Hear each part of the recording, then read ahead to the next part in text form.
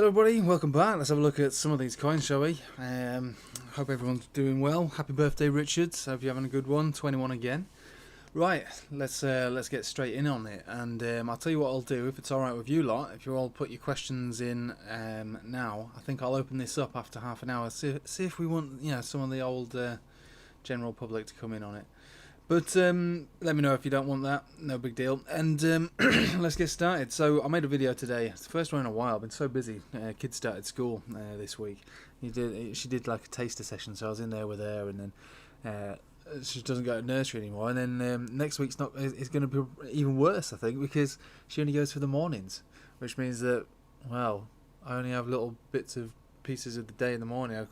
So my video's going to really suffer. The channel's going to really suffer. So, I mean, as a general overview, what I said today, I mean, it's all based on weeklies. The weeklies give us the best signals and the best situation, really, which is still everything's looking reasonably okay, As long as we're above the centre of the Bollinger Band and all these other moving averages of significance, anyway, the 10 and the 21, then I'm alright with it. I'm definitely okay with it. And even so, like, if we can come down to test this little level down here, and it's still not a big deal. If we can remain above the $41,000 zone, even if we're still in the accumulation over the next, couple of months or whatever, literally, like one more month or so, it's still not a big problem.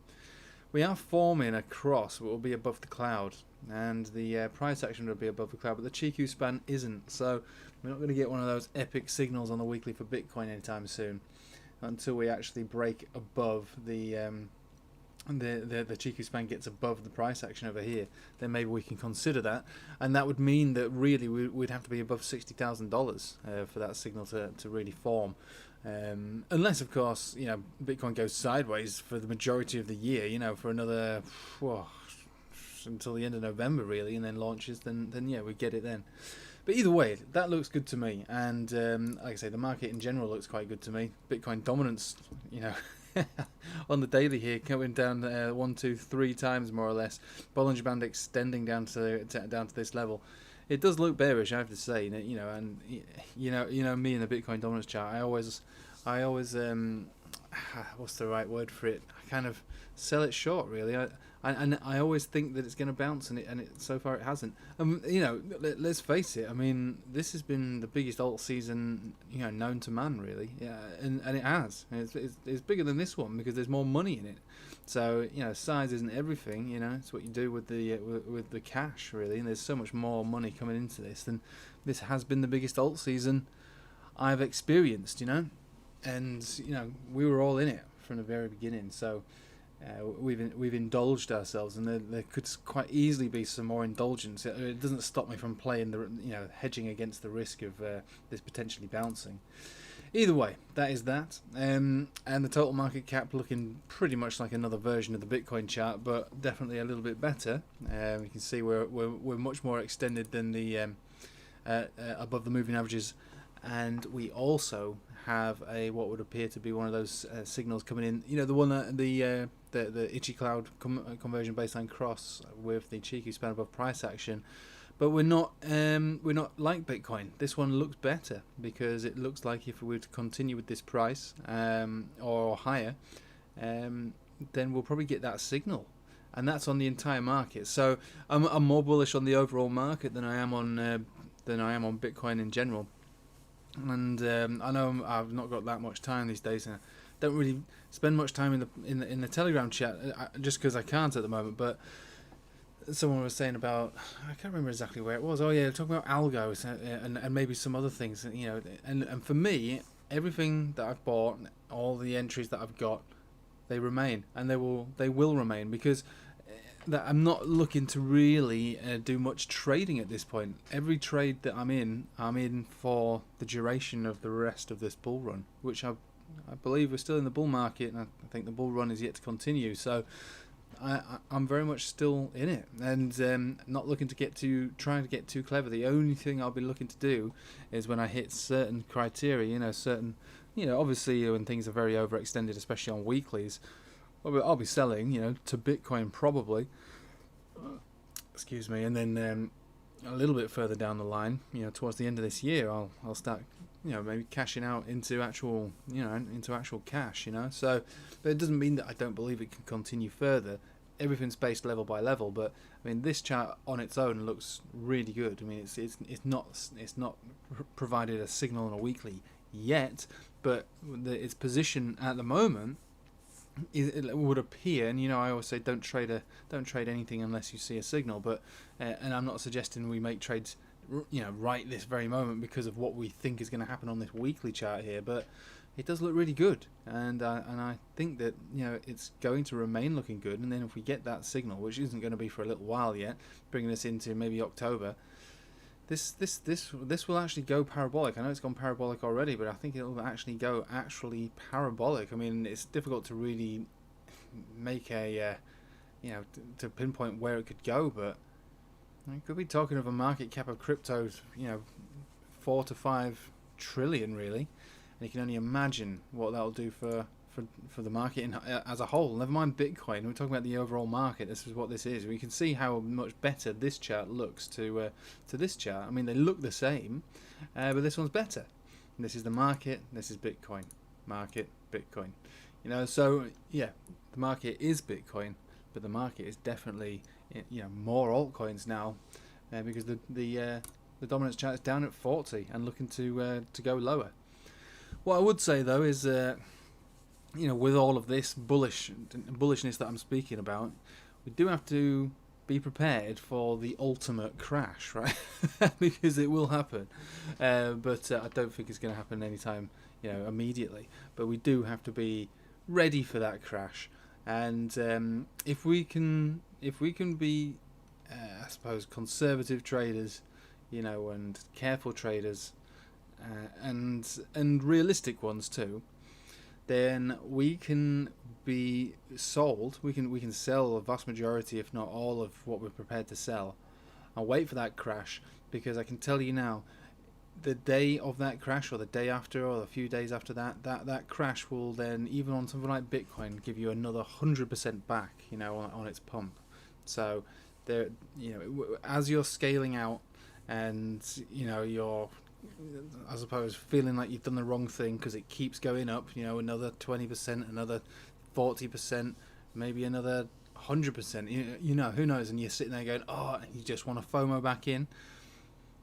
Just try and remember that when the bubble pops, the relief bounce, the dead cat bounce from one of those bubble pops, it will be phenomenal. We already saw that. I remember the day that the May crash kicked in, and we were looking at some of these charts, and I think VET, it's just VeChain on its own, I think it bounced over 100%, in a couple of hours, and that's the sort of thing that we'll be looking to see all over again. So scaling out, leave some tether behind, get ready, bubble pop.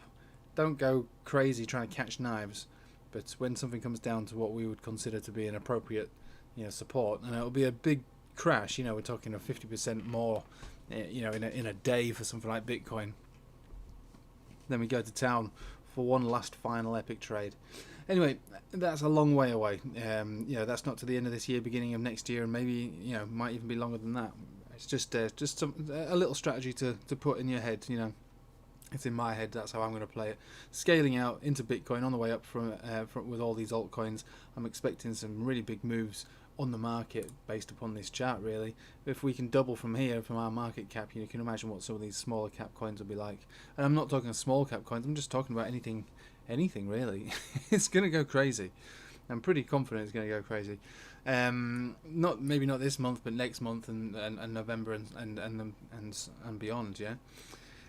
There are certain things that could destroy that. I mean, I had a little look because I've been buying some stocks and shares recently, and I've become a little bit nervous because looking at the major indices, they do look a little bit tired themselves. So it just made me feel a little nervous about some of the things that I've bought into. I might take profit on those on Monday just in case. And I would expect that if we do get a bit of downside on the traditional market front, then Bitcoin will feel that. But I don't think that there's any chance of a giant recession or anything like that. Not yet. The fact that we're getting dollar strength as well at the moment could also be a telltale sign that those traditional markets and Bitcoin could even come down a little bit further, but it's not going to stop the overall grand picture of things. I don't know if it was the last live stream I did when we were looking at the Dixie. The Dixie showed a picture of a short-term up, and then a short-term down, enough for traditional markets and especially Bitcoin to complete its cycle, I would say. And then next year, it does look like the Dixie will continue with its actual uptrend, really, because it is an uptrend, and I think it will continue. And then it will inevitably come back down over the next few years to some new lows, really. Anyway, that was a nice overview. Hope that didn't bore the pants off everybody. Let's get into some of these requests. I think FET was on the cards, wasn't it? So yeah, we've got a few things coming up here. So right, let's open this up now. Actually, shall we? Everybody get their things in. Like the if you can like the video, make me look popular, not private, public. That's what we want. You got to give something back occasionally, haven't you? You've got to give something back to the masses, right? Let's have a look at FET to USDT, no problem. So I've got that up here. I was having a quick look. It's very much like the setup we got on the Bitcoin pairing, but not as bullish, but still pretty bullish. Conversion baseline crossed here. If we get this weekly close, which will be midnight tomorrow, it'd be very hard for this to uncross itself. Above price action, the weekly looks good for and primed for continuation. Above this level here, which is our 72 cent, that's the main level that we're looking to be supported above. We could come back down to those levels, definitely. If Bitcoin has a little bit of a pullback, it comes down to 41,000, 71 cent, 72 cent. That's fine. Holding above there is fine, and for this weekly will be also fine. We have a look down here. Nice and steep crosses across the board. Also not too overextended, although we're getting a little bit high. So in the very short term, consolidation would be expected from what we see here. But looking at what we see here on the daily, it doesn't actually look that overextended anymore. I mean, clearly we had a nice big wick here that's been sold off, and judging by the last few days, we've got I suppose a new resistance level coming about 90 to 92 cents or thereabouts, and we're nicely inside the Bollinger Band as well. So I think what we're seeing here is very much in line with the rest of this uptrend, which is what would appear to be slow and steady, but it's actually pretty aggressive, and remaining mostly above the 10 exponential. So if we just slice the wicks off and pretend they didn't exist, just look at the candle bodies, very, very nicely structured, really good looking chart. One of the best ones, really.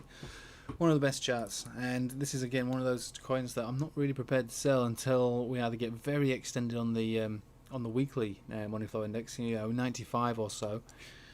And I'd like to try and hold it to the end of the cycle. If it can carry on with a sort of uptrend like this, then there's no reason for me to want to try and sell it.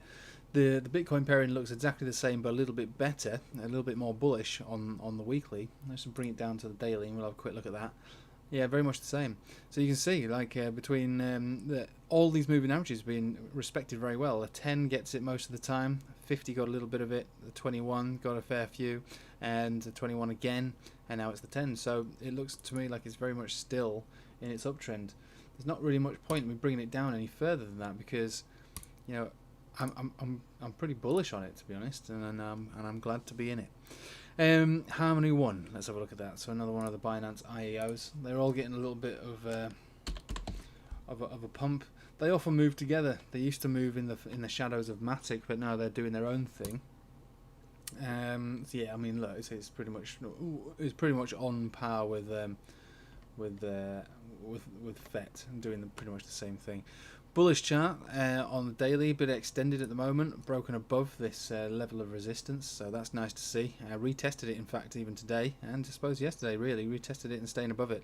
Not particularly overextended, I would say, on the money flow index on the daily, so we could get another push up. This one looks pretty good also. Let's check the weekly, see how high we are. So it's still got room to move on the daily here, on the weekly.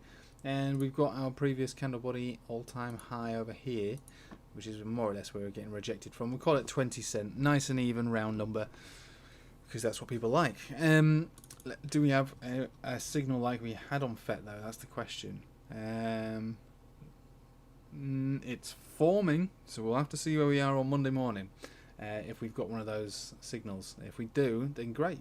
Doesn't mean that it's going to pump immediately from there. I mean, we're already pumping now, so but what it would suggest would be continuation on a weekly, which means that there can be a hell of a lot going on in a daily, right? So this is something you just got. I'm sure you're all with me because we talk about this every week. But I mean, just because you get a signal on a weekly doesn't mean that you can't go down 30-40% on a day and then back up, you know, the following month to a brand new all-time high and doing 100% pump or whatever. We're talking weekly moves. Now, if we did get this, it would be a bit of a difficult one to really want to try and trade because the cheeky span is just poking above here. So you know, it's not as bullish as FET is. FET is better. It's cleaner looking chart.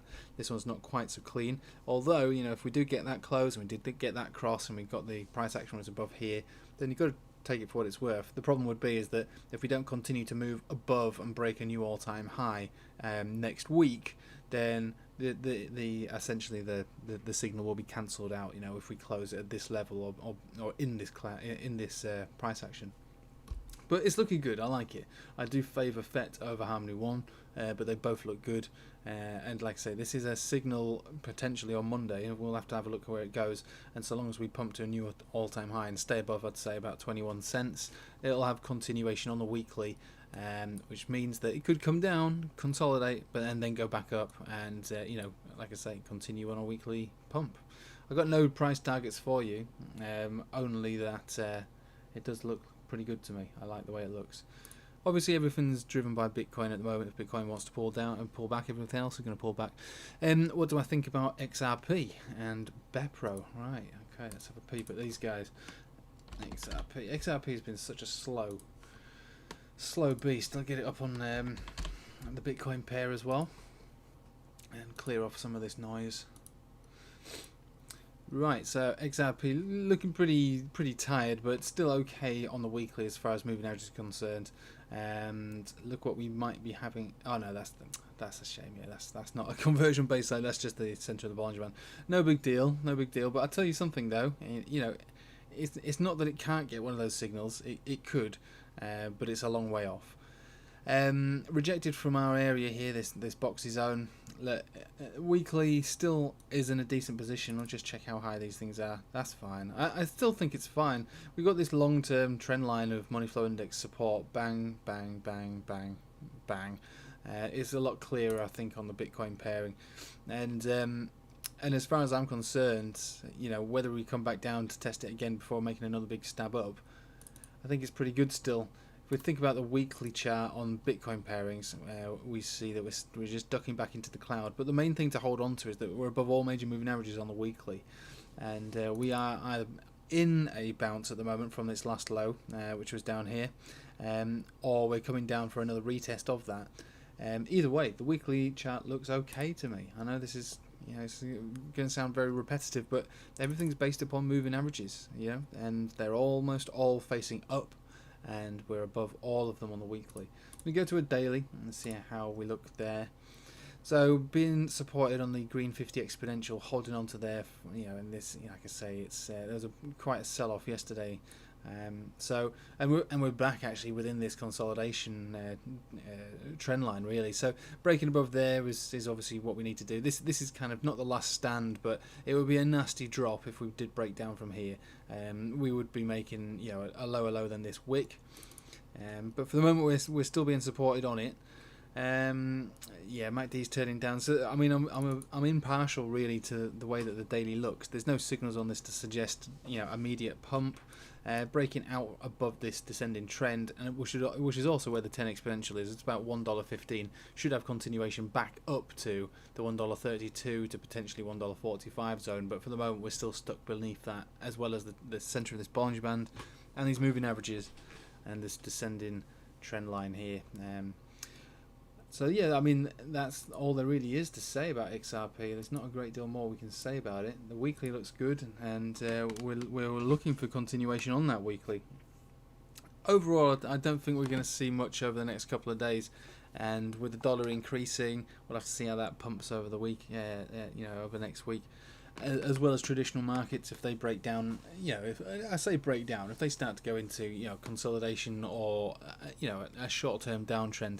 we'll have to see the reaction on Bitcoin. BEPRO. So from what last I looked, this was just gone below a cent. So yeah, it's gone below a cent again. We don't want the Gate.io one. We want the KuCoin one. BEPRO to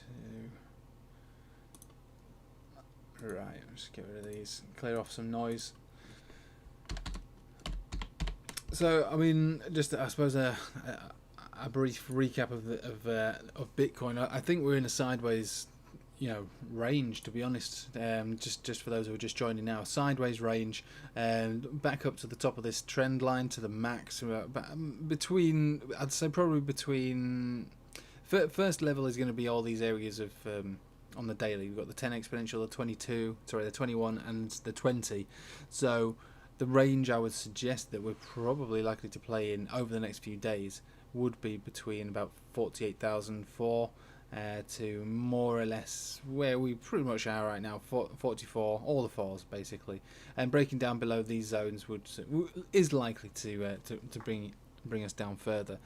I think, honestly, I do think a lot of it is waiting on to see the reaction of the dollar, and then traditional markets. I think Bitcoin's had its fun for now. And in all fairness, it is due a consolidation, even if it did come in the form of this liquidity grab that we got. Because, let's face it, it was only a couple of months ago where everybody was saying we're going to go down to 10,000 or whatever. Ridiculously low numbers. Because I suppose for a lot of people, it's hard for people to see outside of what they're physically seeing, especially when you've got a skin in the game. You see your money going down or whatever. Unless you're physically trading every last little move, getting in and out and in and out. It's just the nature of it, Your profit that you see on your balance isn't your actual profit. That's your unrealized profit. Do you know what I mean? It's not real. It's not been taken. And I suppose it plays with some people's emotions in all kinds of different ways. The best thing to do is to look at things on the weekly and go, well, actually everything's okay in the grand scheme of things. And then look at all the models that we've got. Every model every popular model is still very much in play. The stock to flow, the 4-year cycle, and then on top of that you've got the new lengthening cycles, one that everyone seems to favour, and I can understand why, but they're all very much still in play, so I'm not concerned about any kind of further downtrend.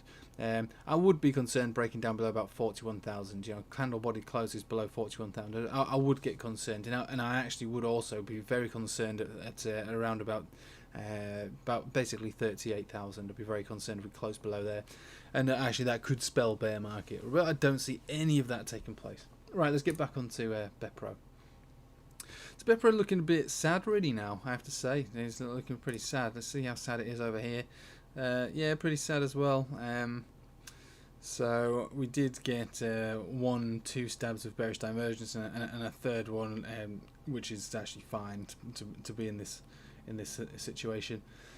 Look, we've come down below the green 50 exponential and also the sacred 1 cent zone. You know how people love round numbers, so that could potentially be a problem, especially if the market decides to pull back further.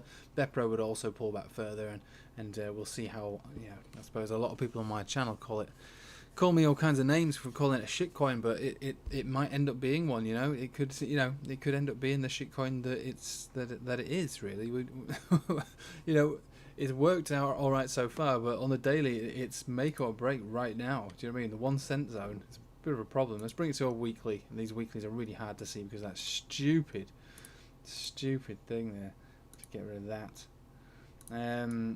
Right, so the weekly above barely but just, and it is pretty much I'd say all major moving averages. This 7 moving average doesn't really do it any favours anyway. It's not really that relevant, but we are below it. So most moving averages we are above, and the 1 cent zone. We're still okay, for what it's worth on the MACD, and the money flow index is obviously not overextended. It's just cooling off. Let's face it. Over the course of this uptrend that we've had for the market in general, this one has pumped quite a lot. So it is only fair to ask it to cool off for a little bit. If we think about it, catching it down here on its lows, all the way up to its highs, that was a 500, close to 600% move, and then from that very peak down to where we are right now, that's a 42%, almost 43% retrace. look, this is what shitcoins do. This is why we call them shitcoins, right? It's not because BEPRO is not going to change the world. It could do. Do you know what I mean? It could change the world. I don't know what it does, but maybe it will change the world. But as far as I'm concerned, I only need it to change my balance. I don't really care about what it does other than that. The Bitcoin pairing is pretty much exactly the same. To be honest, there's not much difference between the two, and yeah, it's pretty much exactly the same setup. Yeah, there's no difference. You can trade either of those charts and get the same results. So not massively bullish on it. I'm a little bit scared about it. The 1 cent zone needs to hold, and if it doesn't, then yeah, we could be coming down to so what was it, 0.76 of a cent. 200 exponential basically, where we should catch a bounce, and then we've got to reclaim all these moving averages and the 1 cent zone, and so on and so on. But the weekly, again, you know, the bigger picture, the weekly still seems okay. So shitcoins like this, they go up and they go down dramatically, which is why I call it a shitcoin. I feel comfortable calling it a shitcoin because it did this all the way from the peak all the way to the floor. It's a 95% retrace, and it could have got worse than that. Putting it onto the log scale shows you, I want to get rid of these Bollinger Bands, the log scale does show how much of a shitcoin it really is. This gives a false sense of security at this level. If this broke down, I would have expected it to break down, you know, even quite a lot more. You know, the next area of, I suppose, potential bounce is another 70% low. So this is why I like to call it a shitcoin. It's basically because it is, not because it can't change the world with its technology, but because it goes up and it goes down massively. You don't want to get caught on the wrong side of something like this. At the moment, it's kind of make or break, but I am optimistic of the market. But in the very short term, yeah, it could get a little worse.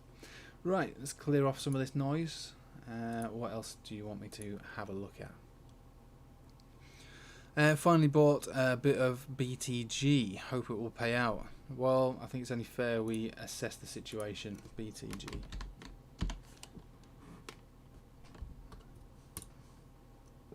Okay, so daily green 50, still slow and steady uptrend. This is versus Bitcoin, so I suppose that's not too bad really if you think about what we're looking at there. We've got a hold above here, closing below here and getting rejected from there would spell further downside on the Bitcoin pairing at least. Anyway, just check the weekly, see how the weekly looks. Any signals on this one? No signals, but again, yeah, it's similar to BEPRO in the way that we're just holding on by dear life to the 10 exponential on the weekly. It's still above the cloud, it's still okay, but not really showing any signs of massive strength or anything like that. I wish you the best of luck on this one. It doesn't trade massively low volume or anything, so there is always a chance. And well, I mean, I'd be interested to watch from the sidelines, and I wish you the best of luck. I'm not saying it's good or bad. It's indecisive, but just like any true shitcoin, you know, you've got to be in it to win it, haven't you? And it's always worth, I suppose, having some money in things like this, just in case. Do you know what I mean? You're more likely to get something out of this than, you know, buying the same amount of money in lottery tickets. So I think the odds is still in your favour with the market pointing to the direction it is. Short term, as in like the next couple of weeks or whatever, it's difficult to say, but long term picture, most things should pump anyway. And if I'm expecting the market cap to double from where it is right now, or maybe more by the end of the year, beginning of next, then it'd be hard for some things just not to pump. XVG, let's have a look at that one for the birthday boy. XVG. So this is one thing that we are okay. Right, cool. All right, so we've come down to that.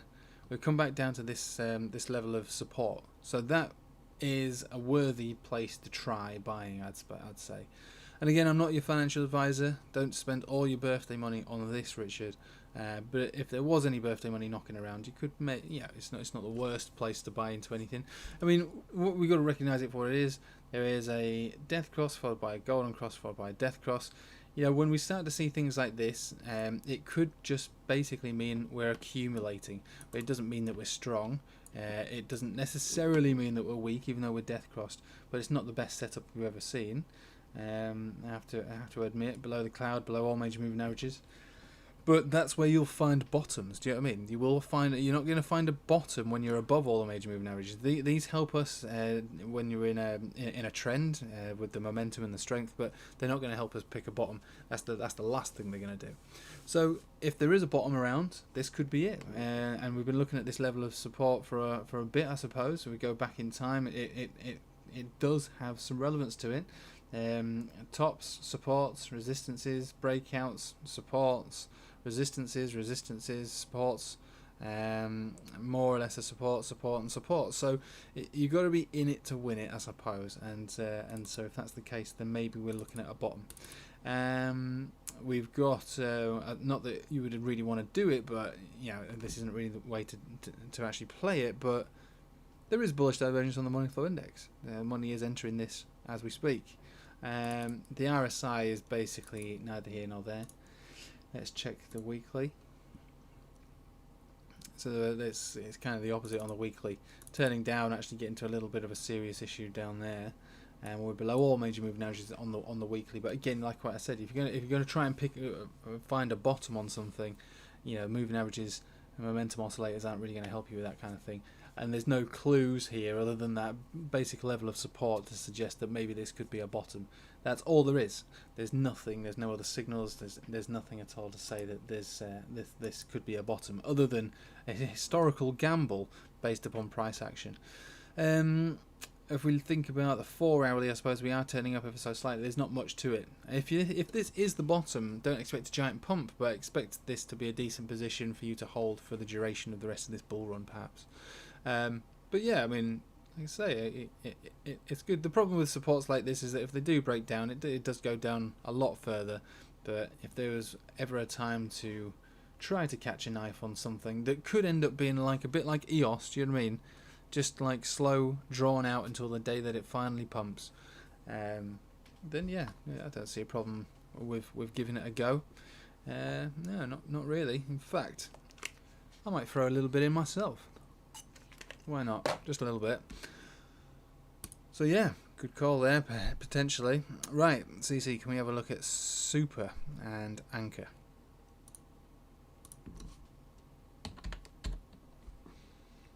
So Bitcoin having a little bit of a pullback right now. Super. So on the 4 hourly chart, freshly death crossed, rejection from the 200 exponential, and obviously the death cross itself. So this doesn't look really that good on the basis of that. What is this trade at? A fair old bit. Let's bring it to a daily.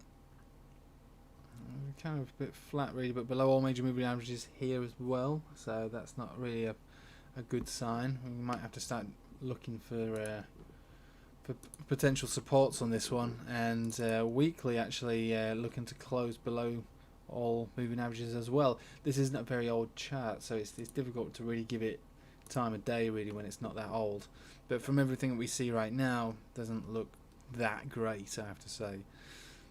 So where would a support be? Well, I can probably argue that more or less where we are right now should really be one.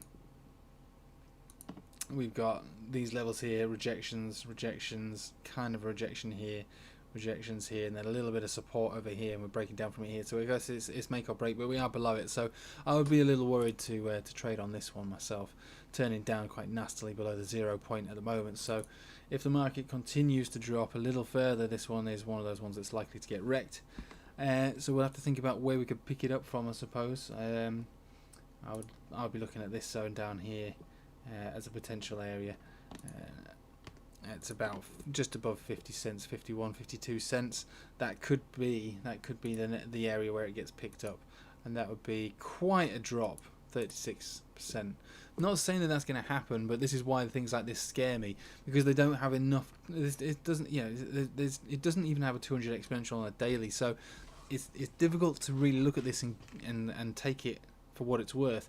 It's a terrible looking chart. It's not very old. I mean, in all fairness, it came into the market at the wrong time. It came in at the worst time, and it doesn't mean that it can't reverse and go up, but it's not showed any signs of strength, and it can't really show much signs of strength because it's just not a very old chart. It's very difficult to trade a young chart like that. ANKR.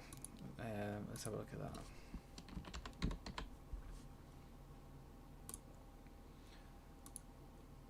Let's have a peep. Right, ANKR. So daily, just trying to reclaim the green 50.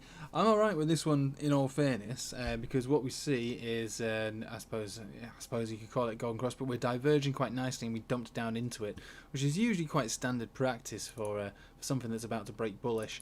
A retest of the 200 exponential was bought up quite nicely. Let's just measure that wick there. To its top there, so it did bounce to almost a 30% bounce. It's not looking particularly strong right now, I have to say, but based upon the nature of a chart that look with a setup like this, it probably will get picked up above this 200 exponential. Doesn't mean that we can't retest it. We could, and that would be if the market pulls back. So I wouldn't be making any hasty decisions over the weekend anyway, and I would certainly think about seeing how we go Monday, Tuesday as well, with dollar strength and traditional markets reacting to that. But yeah, I mean, as far as the chart's concerned, it's turning around from this level, and we are better than we're not really nasty. Let's put it like that. Let's just check the weekly to see how the weekly's doing. Now, so just holding on to the centre of this Bollinger Band, the 20 weekly. So I suppose if there was an area to try and catch a knife, I suppose, and this is a weekly knife, so we'll have to wait to see where the weekly closes. This would be it. If we broke down from here, then we've got the 21, which is 9.4 cents, and then all hope will be lost if we close below the green 50. So there is obviously potential downside on this one. This one never got its positive cross. It was snatched away from it. Never got the chance to break properly bullish. So I would rather wait and see what happens with this one than try and get in on it. I'm sure if it breaks bullish, it'll give us plenty of opportunity to catch an uptrend based on moving averages, just as it tried to do before. It never really went really bullish in the first place. But it is diverging. If we can get above at least the centre of the Bollinger Band again and close above there, retest it on the daily, allow it to get a bit more extended, this uptrend, then I'd be more comfortable buying it then, rather than catching a knife on something like this. ANKR's not bad though. It has been a great mover. I remember the alt season of 2020. It looks like nothing now, but it was pretty good. I rode some of this up myself. Again, this is one of those things where you look at the chart, and at the time, this is what the chart was. The chart was great. I got in on this very first pump. No, it wasn't this one. This is the Corona crash. It was it was around about down at these low levels when we got in on the uptrend, and it must have probably knowing me, it would have been around here, the retest of this incoming golden cross, and it was a phenomenal pump. And then you think that was the trade of a lifetime, really, when you think about that. You get in something like that and you go, wow, that was great. Not that I rode it that high, obviously, you know me, I scale out all the way up. But then when you zoom out even further, I mean, it's just a little blip, isn't it? And this is the sort of thing I am expecting, down the line this year into next. I'm not saying this chart specifically, but you can look at things and go, wow, well that's it, but then you just go, all right, okay, fair enough. And I would expect that maybe this will continue to do the same kind of vibe, but for the moment, if we're talking about entry points and what's going to happen immediately, I would rather wait to see if it can gain some strength before I buy it. And the positioning of the moving averages are currently more or less in the right place, but we're below half of them. We want to reclaim the centre of the Bollinger Band, about 10 cents, before we can entertain the idea of buying it. Right. PNL. Let's have a look at that. PNL. Can't say I've ever heard of this one. Right, okay, so we had a massive pump and a huge sell-off. So that's the first thing I would suggest. We appreciate the enormous sell-off, right? So that's what. Let's just, Jesus. I mean, I don't know what causes these things, but it's pretty bad. So 14 days, 2 weeks go by and 77% down. Someone is 77% down. That's why there's a little wick at the top there. Somebody bought that there. It's hard to say, to be honest. I'll have to take off some of this noise really to get a better look. I mean, I'm always skeptical when I see something like that, because first of all, I mean, it was sold off almost instantly, but it's just weird, and it kind of breaks the chart a little bit. The money flow index is taking a real dive. What's the trading volume on this? Oh right, okay, it's tiny. It's tiny. There's hardly any money going through this on a daily basis, so that would probably explain why it could do something like that. I mean, as far as the chart's concerned, if we base it upon what we're looking at here, we're below the centre of the Bollinger Band. We've already gone down to the tune of 70% in one go. So, and there's no signs of bullishness on the daily. 4 hourly, I suppose, we're above all major moving averages. Again, it's going to be hard to really trade something like this because it's kind of gone flat after what you could call this a consolidation, or you could call it a dump, basically, or a crash. Really, it's too hard for me to really treat this for this chart for what it is. Essentially, it's sideways, and it's sideways and down. It's not even. I wouldn't even say it's reaccumulating. I'd say it's redistributing after such a large crash. So it could also continue to go down. So I have to say for what it is. I mean I think it's a piece of shit, really. But if we look at the 4 hourly, we are above all major moving averages just recently. We've only just reclaimed them. We're trying to hold on to them, but we had a pump, we had a retest, and we broke down. We retested, but this is potentially a further downtrend after this. This could be consolidating just from this, so it's too dodgy. MACD is looking okay, above the 0 point. The 4 hourly is quite high already on the 4.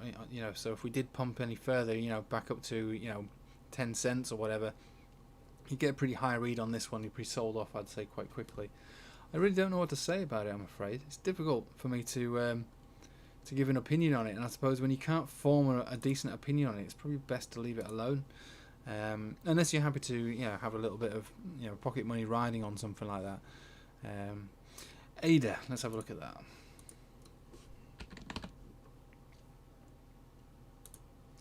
I haven't looked at ADA. What's ADA doing?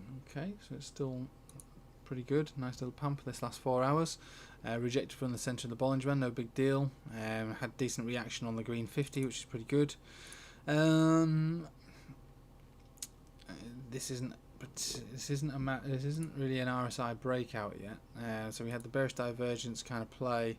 So we'll be looking for this kind of trend line to break out for the momentum to really shift.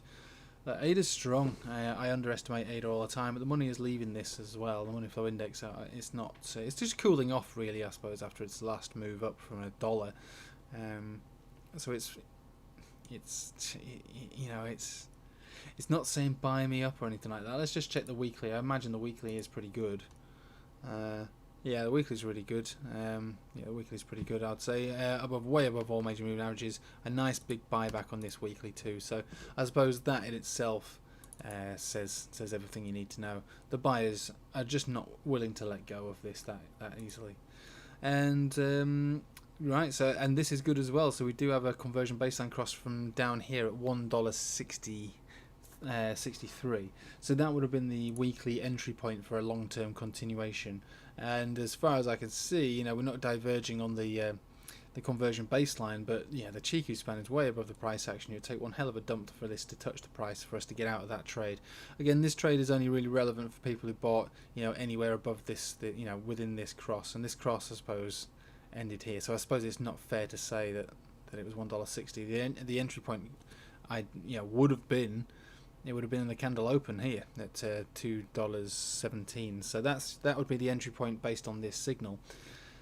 But yeah, I mean this is a massive beast of a buyback. So I think continuation is likely, and that would also go hand in hand with what we see here with the Ichimoku cloud. So we're not overextended in any way on the weekly. So continuation is probably the name of the game on this one. I think it will continue. I think it's going to continue for the rest of the cycle. Right, so that's that one. FET, we've done FET. Oh god. Right. Right, let's have a look. Where were we? FET, CELR, Bitcoin pairing. We'll have a look at CELR.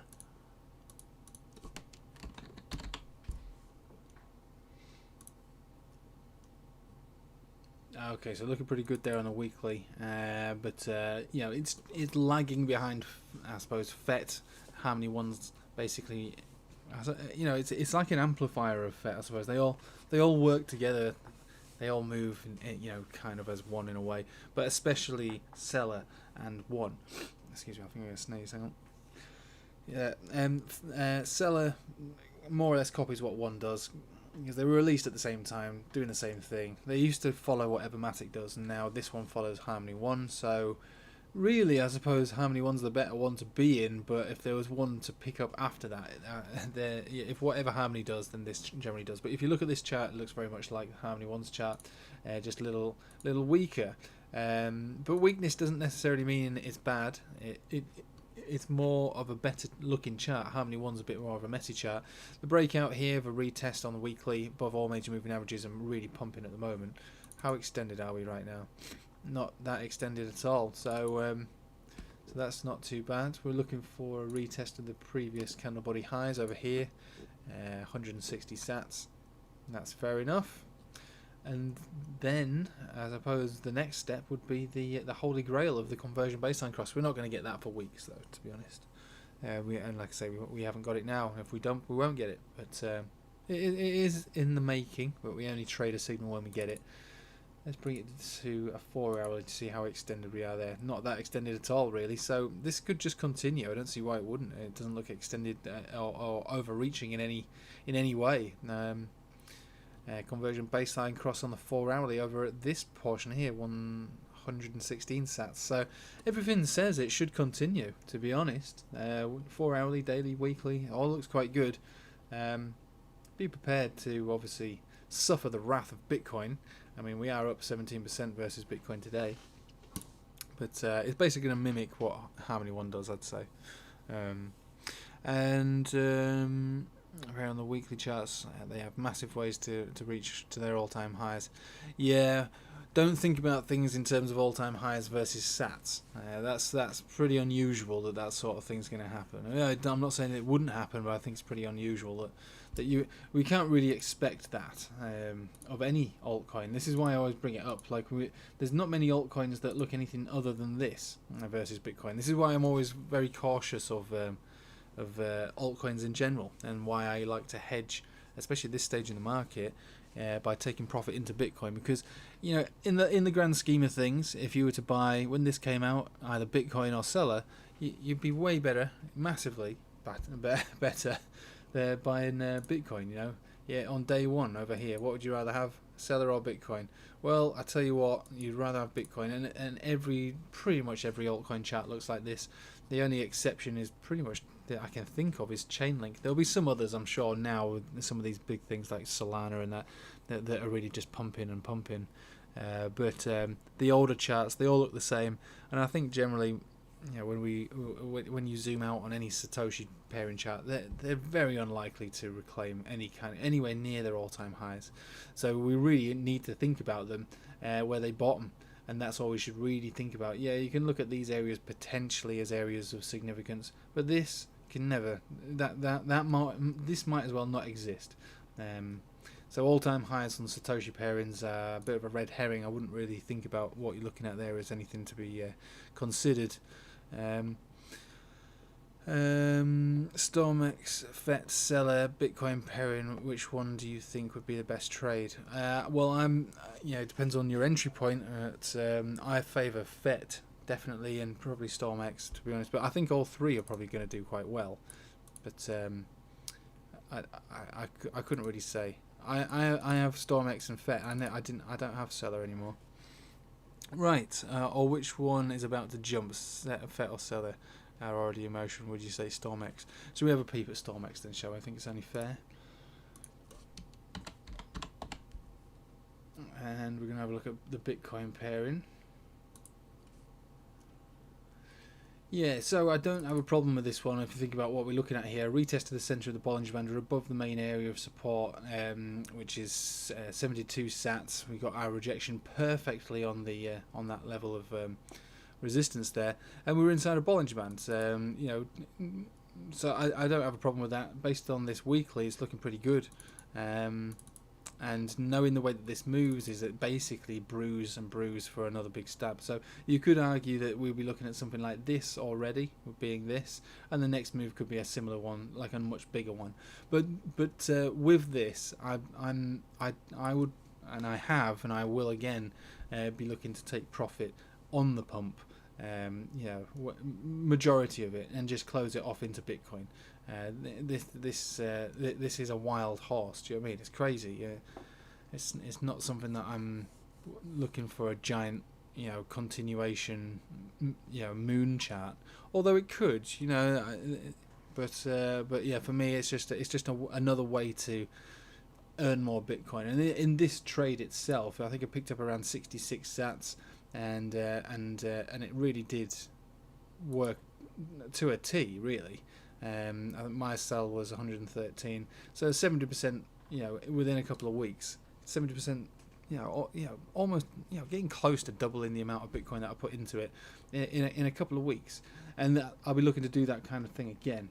But I wouldn't want to hold it for any prolonged period of time. It's just a means to an end. Unfortunately, it's a trading tool for me.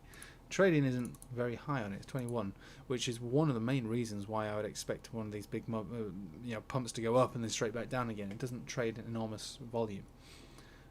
But yeah, I like the look of it. A new all-time high. Yeah, it's not unlikely. It's very possible to see that, but then a sell-off shortly after that. Whereas FET is probably going to continue, and CELR would probably continue. They offer different things. I couldn't say which is the best trade or not. But yeah, I think, and to say, is it going to happen soon? I don't know. The question is it going to happen? And I think I would say yes to that. But whether it happens soon or not, I couldn't answer the question. But would it happen? I think it would. ICX, let's have a look at that.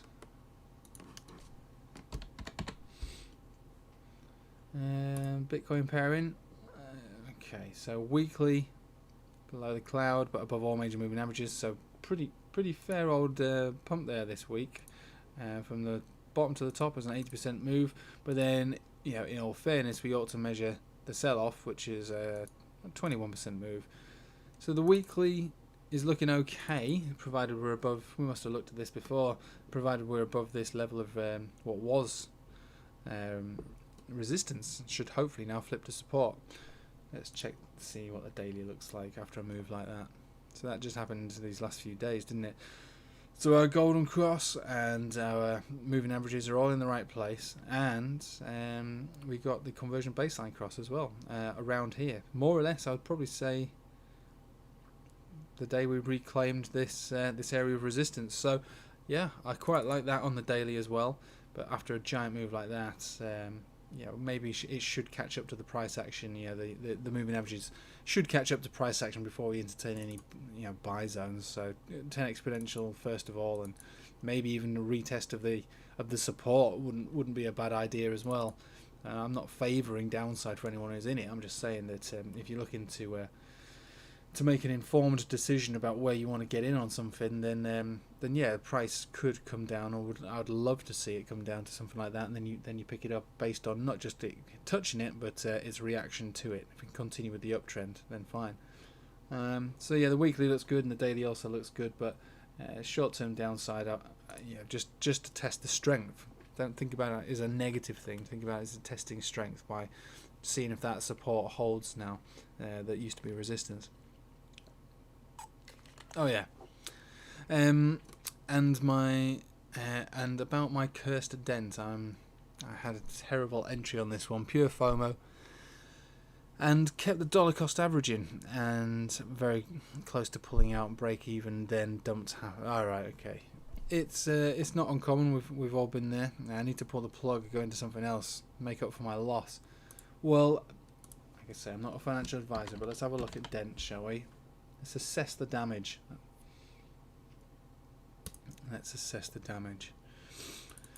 Well, it's one of those dilemmas, I suppose, isn't it? So, I mean, there we go. So we extend this. It was like, what was this? It was a bit like, was it XRP? I can't remember exactly.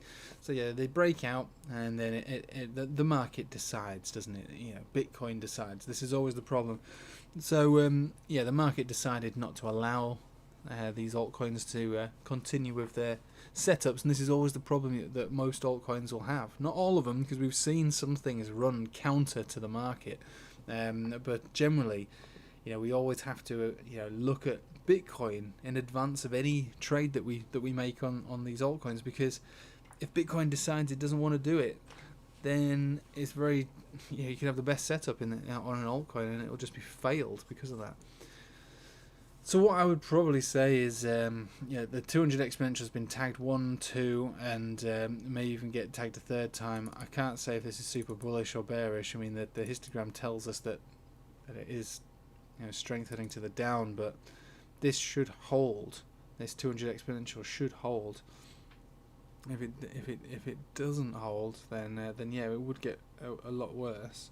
Historically speaking, there's not that much below us support and resistance. I would argue that it, if it did get nasty, it could get really nasty. I'm probably scaring you now, aren't I? I'm really scaring you here. So we've got these kind of zones here: rejections, kind of supports around here, breakdown, supports around here, and then breakout. So if we did break down, then yeah, it could get worse.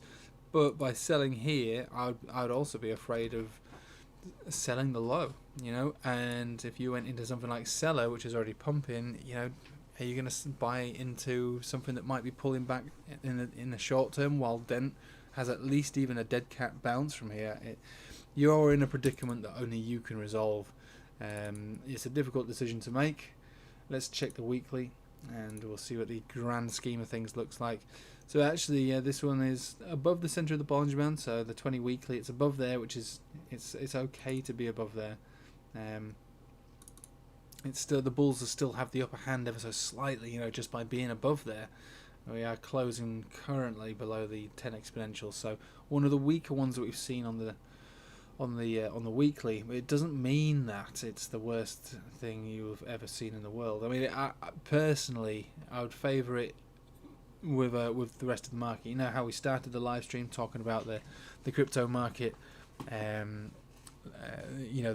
total market cap looking more bullish than Bitcoin, which means that if that's the case, then all these sort of coins like this should get their pumps. The question is when, and obviously we all know that September can be a bit of a nasty month, and then we have to worry about if Bitcoin breaks out and takes sats with it. So I can't really give you any financial advice. Obviously I'm not a financial advisor, so it's difficult. You're gonna have to make that call yourself.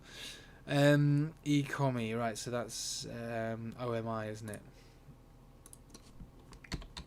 Let's have a peep at that, and we'll clear off some of this noise here.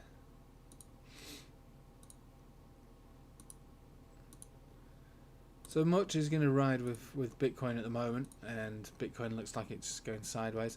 So a fair old rejection over here, that's fair enough. Rejected from where we would imagine it to be rejected from. Rejection point there and there, and a retest of it here. So 4.8, almost 4.9, we could say. But again, above all major moving averages on the weekly, so can't get too upset about that. It's a very young coin, not even a MACD on this one. Let's check the daily. Okay, so a crossing down below, ticking down on the histogram. Not very steep, but it could continue. Rejections those last few days on the 10 exponential, so we have to reclaim that, and then we'll be in bullish territory again, because we are closing currently, hopefully, above the cloud and the center of the Bollinger Band. So that's not so bad.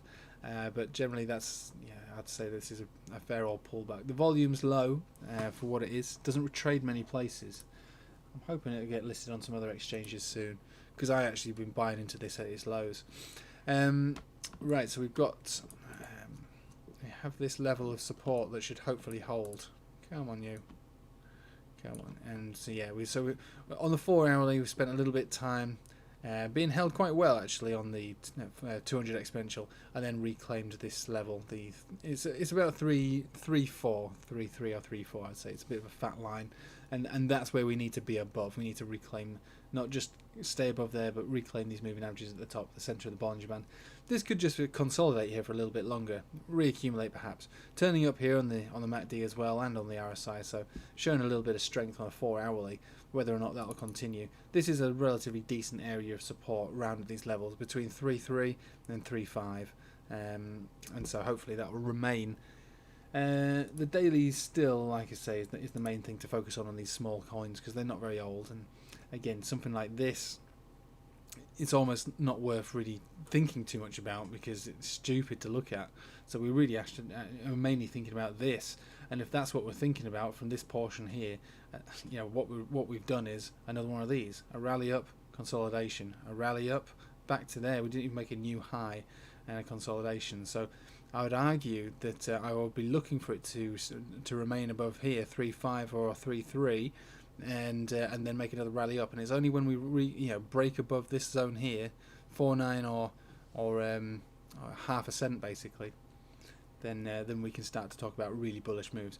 But I'm alright, with this. This is roughly my entry point, really, around here, a little lower, not too far. There's not much between it. I wouldn't really say I'm in much profit. And again, it's based upon accumulation zone, and we're at the top of the accumulation zone still now. As long as we don't sink back down in here, things aren't going to get too nasty. But it's a small cap shitcoin, so you do have to, be prepared for the worst and stuff like that. Unless the chart is years old, trying to chart a coin out with very little price action is always going to be risky. Do you know what I mean? It's like driving with one eye open. Do you know what I mean? Or one eye closed, should I say? H bar. Really nice there on the daily, obviously. So we can see that this never got its death cross. This avoided its death cross, and this is very much like all the. There's something going on. I can tell. There's something. I said a few weeks back, didn't I, that there's something going on with CBDCs. And if anyone knew anything about it, please let me know. But this is another example of that, similar to Algorand. So it did its dump, and then it's pumped 66%. I know it's not as good as Algorand, but it's not bearish, is it? And the chart isn't bearish. The chart is probably better than Algorand's, really. So we did get a death cross. That's just a silly lag there. So yeah, we did get a death cross, followed straight away by a golden cross. Retest 50. Retest the center, retest the 50, retest the 10. How extended are we here? So we're getting up there a little bit, but nothing to be particularly afraid of. What's the 4-hourly say? Not to be afraid as well. I mean, I say that we are 19% up on the day. A retest here, center of the Bollinger Band, 20 exponential. The buyers are in on this one. There's something going on with CBDCs, right? That nobody seems to know about that. Or no one that I know, or no one on the Telegram knows. I mean, there's something going on with CBDCs, and it certainly isn't, affecting XLM or XRP at all. It's these other ones that seem to be catching the moves. So if we close this candle here or above, I mean, this is our all-time high. We're above it right now. This could suggest continuation. We'll have to wait and see where the weekly closes, but anywhere between there and I'll probably say here as well, if we can close anywhere between 32 and 37.5, we'll be looking for decent continuation. We might even get continuation immediately right now. There's really nothing to stop it. We're not overextended on any of the oscillators there at all, and we're really pushing. So this could be gearing up for whatever it is that Algorand did, for whatever reason it did it. Do you know what I mean? Hey man, what's my thoughts on EGLD to BTC?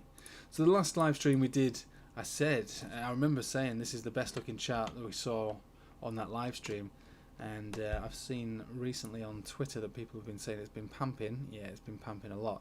So where were we when we saw this? It was on a daily. So when was the last live stream? Wednesday. So what was we? Saturday, Friday, Thursday, Wednesday. So yeah, this is where we were talking about it, and it's obviously been one of the best moves so far. So from the bottom to the top 50% to where we are right now, 35%. Right, so how high are we now? So 85, we can go higher, I suppose. We could go higher. How high have we been in the past? So we okay. So this is versus Bitcoin, but it doesn't like to get too overextended. So this is something worth considering when we look at this. So that has been a top, and then prior to that, this was the absolute top, 91. It's not uncommon for us to see pumps go up to 95, 90, 98, some, even some go to 100. That's just a daily though. So if we did get up to there and pull back, it would probably continue with the uptrend as we can see such a strong uptrend beginning. But this candle here was born outside of a Bollinger Band. It's not like coins don't like that. No charts like being born outside of a Bollinger Band. The same thing had happened here on the weekly as well. But still, I would say that this is a very strong weekly and a strong daily and a strong chart. Obviously, when we talked about it last live stream, that in retrospect that would have been the time to get in on it. But it doesn't mean that this can't continue. And we think about the candle that we're looking at here versus Bitcoin. This is the biggest candle. This is an all-time high for it. I mean, it did put in an all-time high today, I imagine, and the weekly is still an all-time high. We're talking about candle bodies. And so if we're thinking about bodies, we have to think about resistance and supports, and really that's it. More or less 4,000 sats, isn't it? What we're talking about. We're above everything, and we're not that extended, so I'm alright for it to continue. Honestly, I don't see a big deal with it. I think it's pretty good. And Luna, right? So it's all these big pumpers. Luna to BTC. Let's close off some of this stuff. Right, so I mean, the last time we will have been looking at this, I suppose we've got this area here that we've clearly broken out of and gone bullish. That was our resistance. This is the weekly that we're looking at, and we're at 91 right now. So we're getting quite high on the money flow index. So it would scare me to want to put anything in on this right now. Obviously, with the money flow index so high, you do have to question yourself. How far do I think it's going to go? Am I putting in more? Am I willing to risk potentially more than I would be looking to gain in the short term? So the big pump yesterday now being sold off into. It's not a big deal though. We do have bearish divergence on this RSI, and the money flow index on the daily is not particularly overextended either. It's just that weekly. So if we did get another pump, I'd be very cautious about how we play this. This is just a Bitcoin pairing as well. So I suppose these things don't often get as high as a tether pairing. But let's bring it to a 4-hourly just to check the shorter term time frames, I suppose. So yeah, I mean, we're consolidating now, and it's the 10 exponential is trying to catch it. But looking at the divergence on the daily and the way that we're curling over on the MACD quite dramatically, it wouldn't surprise me if we came back down a little lower now. That's the 21 exponential. Well, this is only a 4-hourly, so we could be targeting 8,000 sats, maybe 7,600 sats potentially. But look, it could pump up. This is Luna, and like I say, we're not massively overextended, although we're getting a little bit extended. But I would be thinking by entering at this level now that I'd be looking to lose as much or maybe more in the short term than I'd be looking to gain. I'd wait for it to cool down a little bit more effectively, go into a consolidation potentially before I buy in, and I think this might consolidate. And yeah, 720 down here. So we'll just have to wait. I would say wait for the moving averages to catch up with price action. I'm not massively bullish on something like this. It's done well already, and it could potentially do better. But yeah, I mean, there's a lot of money gone into this already. Look. 2.86k bitcoins in a 24-hour period. So yeah, I'm not really sure what to say about Luna. I would be too worried. Beam to BTC. Let's have a peep.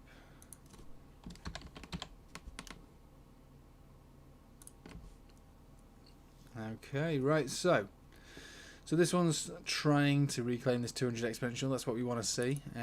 Turning up nicely at the 0 point as well on the MACD. On the daily, let's check the weekly. Where are we based on the weekly? So below the center of the Bollinger Band still, slowly turning. So this is accumulating at a low level, I would say, but as it's accumulating, it does expose itself to potential weakness, because if the market breaks down, it also will break down. The 4 hourly shows a little bit more of a consolidation vibe. So what I mean by that is where moving averages and price action all basically blend into one. I always say it's like the proton pack from Ghostbusters.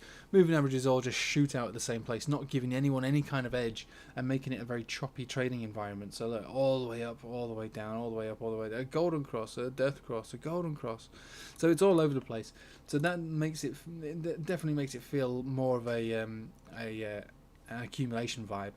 Recently, we've just broken above the cloud. Cloud's gone green here, but the Chiku span's very much but in and below the cloud, so we're not going to get one of those signals to say it's going to pump, even if it's just to pump a fair bit.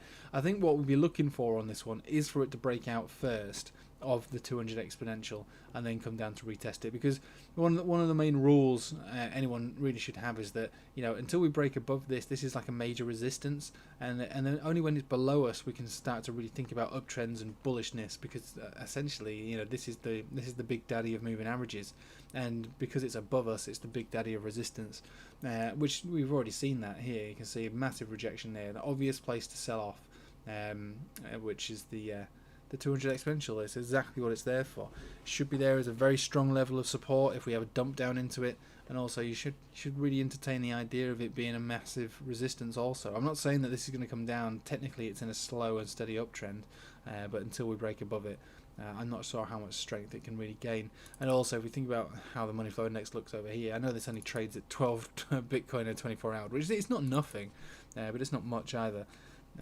I'd say that given the way that this has snaked up in the past and then found tops without even breaking outside, I'd say that this could be a resistance for now. And if not, then great, we can break above it and wait to see the retest of it, see how good that retest is, and then maybe get excited about it. But for the moment, I'm not really feeling it. Thanks for the stream. What do you think of DOT to BTC and ATOM? Right, let's have a look. So some of the top caps then, let's have a peep at these guys. Get out of these small cap shitcoins. Right, so DOT to BTC, so that's looking really good straight off the bat, looking pretty good there. So you can see the uptrend. You don't need me to point out that there's higher highs, higher lows, but we've got our golden crosser above all major moving averages here, and catching support more or less on the 10 exponential. This looks like a bit of a zone for a resistance, a lot of area there, and yeah, I mean it's not really much, to be honest. I probably would say it's probably more distracting to consider it a resistance than anything. I like the way that it's positioned, and I think it's brewing some decent moves, in the short and in the long term on this one. Let's check the weekly on this one. Again, the weekly is looking pretty good as well. So yeah, I'd say that the resistance is probably come around this area here, 7,600 sats, which isn't far away from where we are right now. Turning up nicely and quite young on the MACD there. So I mean, it's not the oldest chart in the world, but it's one of the best ones we've seen so far. So I think this probably wins at the moment. Not that it's going to make the biggest move and make life-changing money or anything like that, but as far as risk to reward is concerned, this one does look pretty strong. Yeah, once this area is reclaimed here, and again this is a weekly chart we're looking at, and this is a strong resistance, I'd say. Once this area is reclaimed and proven to be a support, then yeah, I don't see a problem with this one continuing, and maybe even doubling from where we are at right now over the next, well, we are in a bit of a dodgy time right now, but given what I showed you of the market, the total market cap chart, this is probably going to benefit from that quite nicely. It's young, but it's promising, and people want it, and it trades in a high volume, and the chart looks good on the weekly. So, and the weekly's not very big, but from what we can see, I don't see a problem with it. I like it. I think it's one of the best ones we've looked at so far. And what was the other one? I can't remember now. I have to go back. ATOM. I see a lot of talk of ATOM at the moment as well. So let's have a look. So yeah, I can see why. So we're above the cloud. We had a nice bounce pretty much from the center of the Bollinger Band here. Very well respected chart. Again, it's not the oldest chart on the weekly. And what I would say is, you know, with this kind of, it looks like a heart monitor, doesn't it? It's up, down, up, down, up, down. It's never really broken out, nor is it broken down. And so when we're potentially looking at something bullish like this, then the opportunity for it to be really, really good, you know, new all-time high potentially and beyond, it's not unlikely. If we close this weekly here, we do have our signal here. So this would be a conversion baseline above the cloud, price action above the cloud, and Chiku span above the price action, meaning that this would be one of those signals that you play for a long-term continuation, provided that this doesn't touch the price action or this cross doesn't go negative. Again, we've got to wait till 1 minute, you know, past midnight, UTC +1. For that signal to be confirmed, and then it is a weekly signal, so it means that, yeah, it's going to take a while for that trend to continue, given the fact that this is a signal. And again, it's just a signal that don't always work out. We've had signals. Okay, in fact, have we?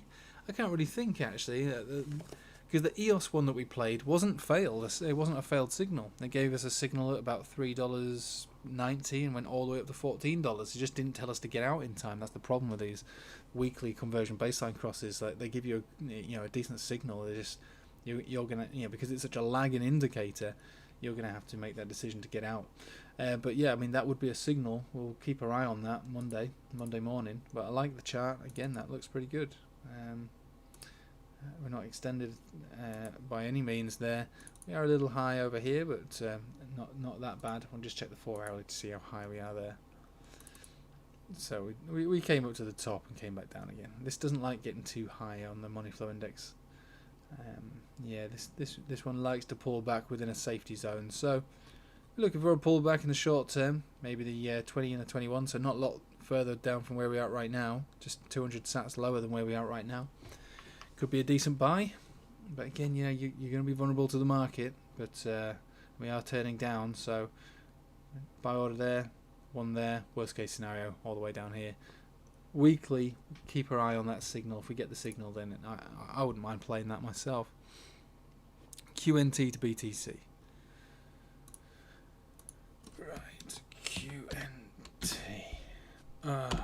QNT. Okay, so the 4 hourly is okay. I suppose it's looking for a bit of a pullback in the short term consolidation for where we're right now, but it probably wouldn't be much. We've had decent reaction to the center of the Bollinger Band and the 21 exponential there. Let's have a look at the daily. Quite high on the daily. It's not a very old chart, is it? But it's been pretty bullish. So I think this is this is Raz, wasn't it, on the Telegram chat? This is his baby. So good for him. And there's no point in looking at this on the weekly because there'll be nothing to it. There's barely anything to it on the daily, so it's hard really to try and trade it, to be honest. So based on this chart, which is not very old, it's all I can say is it's bullish until proven otherwise. I can't really talk about it, to be honest, because it's not really chartable. Yeah, there's nothing I can really say about it. We've done Luna, so we'll have a look at VRA, shall we? And we'll bring it up on Bitcoin as well. So this trade's worked out really well from my entry point, which was just below a cent. Oh, that's annoying. I don't want the Gate.io one. I want the Qcoin one.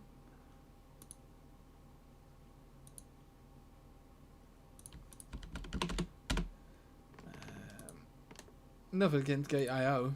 In fact, I'll tell you a little secret. That's where I bought it. I'm actually trading it on Gate.io, but the Qcoin chart is better. Right, so let's just get rid of this. Move it to a weekly to start with. So we're still holding on to dear life to the pitchfork, the upper lower band. So that's okay. Center of the Bollinger Band as well. So that's fine. This is versus Bitcoin, so it was the 9,000 sats area that was the first realistic target for a sell. So we got that. Or should I say we? The royal we being me. The rest is riding. I'm going to let it ride. We've got ourselves a conversion baseline cross down here, really strong. So this you know, hopefully will continue so long as this doesn't touch the price action. How high is this money flow index? So we're pushing close to a 90, right, and still going up. So I think that this is on not so much borrowed time, but if we did have another pump, no matter how significant, we would probably go into a bigger consolidation at that level if we're not already in it right now. And you think that that's bad, you think that that's, you know, that sounds like, oh no, and it doesn't have to happen. But if we did consolidate, remember this is a weekly, consolidate down to this is where we should get picked up on the pitchfork trend line. So wherever that is, wherever the price action is to in relation to the bottom pitchfork area, that should be where we catch the bounce from. If not, we catch it on the moving averages, which are above it as well. So there's plenty of supports below us on the weekly. I'm okay with that. Let's check on the daily. So mostly above all major moving averages there as well. So let's just check on Tether. So Tether's more or less in the same kind of deal. Looking to consolidate, I'll probably say already. Below the center of the Bollinger Band there, so this looks like it could already be in that consolidation. Let's just check. Why am I drawing yellow dots all over the place? Yeah, this looks like it probably is consolidating right now, but there's so many buyers in the market for this one. This is technically going viral, isn't it? Everybody wants a piece of it, so that could keep it up. But the chart itself, if we break down below the 21 exponential moving average, which is where these candles are trying to close above at the moment on the daily, about 3.5 cents, then yeah, look for a deeper dive down below 3 cents, and that would really be, I would probably say, that would probably be in the face of a Bitcoin pullback rather than just doing it on its own. If it did it on its own, it would be slow and steady as these catch up to it. Hopefully this will lift it up, or it'll just consolidate around this the center of the Bollinger Band or the 21. But if Bitcoin pulls back, this will get significantly pulled back. You would catch a wick lower than this, probably bounce around the green 50.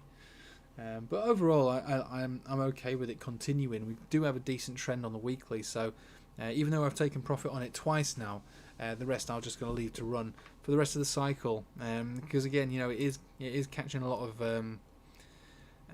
interest. People are going, you know, talking about it a lot. So right, where are we now? So let's have a peep at Ocean.